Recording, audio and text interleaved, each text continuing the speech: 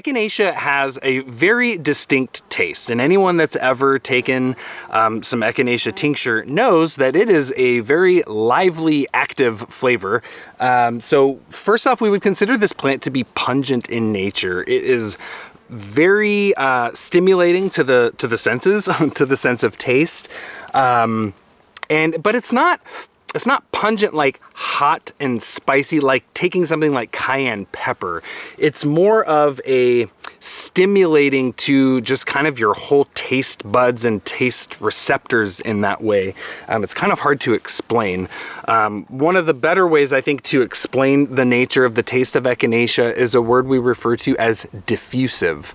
And the diffusive taste it's like a tingling sensation on your tongue and in your mouth. It ends up translating oftentimes into an action that's referred to as sialagogue, which means it increases salivation. So anytime you see that word gog, that means it stimulates the secretion, and typically whatever is in front of gog is referring to what it stimulates. So a sialagogue stimulates salivation, a galactagogue stimulates lactation, a cholagogue stimulates gallbladder or bile secretions. So this is a diffusive remedy, and what we oftentimes see with diffusive plants is that it translates to an affinity typically for the circulatory system and cardiovascular system. So we're seeing a stimulation to blood flow and circulation, and that's one of the key actions with Echinacea here, is that it very effectively stimulates blood flow out into the periphery. And so that's one of its main affinities there, is for the blood and for the cardiovascular system. Of course, one of our other main affinities that is Echinacea's claim to fame is for the immune system. So this plant has been very well researched in terms of its activation of local and systemic immunity, stimulating T cell response, stimulating macrophages, stimulating B cells, like all attributes of the immune system are stimulated through the use of Echinacea.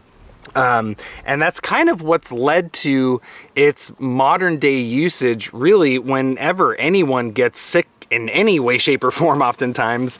I guess in terms of like some sort of an infection, people reach for Echinacea, and it's debatable how effective Echinacea is in that way. I mean, a lot of times it's used for like coughs, colds, and flus, and we always lump those three together, even though a flu is very different from a cold. But usually at the initial onset of some sort of immune situation like that, Echinacea is what is reached for. And there's been a lot of different research on its efficacy, especially in upper respiratory tract infections, like for a cold or for some sort of respiratory infection like bronchitis or cough and things like that. But so the immune system is one of the main organ affinities here. And then the other one that's very commonly overlooked, actually, is the lymphatic system. Echinacea is an amazing herb for swelling in the lymphatics, which typically accompanies infection. So, the whole function of the lymphatic system is to clean the blood. It's to clear metabolic waste products out of the extracellular fluids, to purify the blood. Typically, when you have some form of infection, your immune system is on a waging war, so to speak, on that pathogen. You have dead bacteria or viral cells in the body. You've got dead immunological components. You have accumulation of metabolic waste products that the lymph is designed to filter and clean. Now, when there's a whole bunch of those metabolic waste products, sometimes the lymphatics can't keep up, especially, as many know, the lymph doesn't have a pump on its own. It's really necessitates our movement in order for the lymph to move. And when you're sick, oftentimes what are we doing? We're laying around in bed. So the lymph can get overburdened, and you end up with swollen lymph nodes, the neck, under the armpits, the inguinal region. It typically depends on where the localized site of infection is.